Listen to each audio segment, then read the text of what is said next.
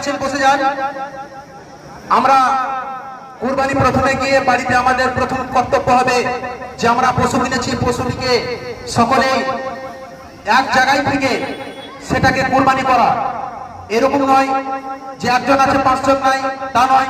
সর্বপ্রথম আমাদের বাড়িতে গিয়ে কাজ হবে। কুরবানিতে যারা ভাগে আছেন তারা তো যাবেনই, যারা একাই দিচ্ছেন তারাও ওই জায়গাতে গিয়ে কুরবানি অবশ্যই করবেন।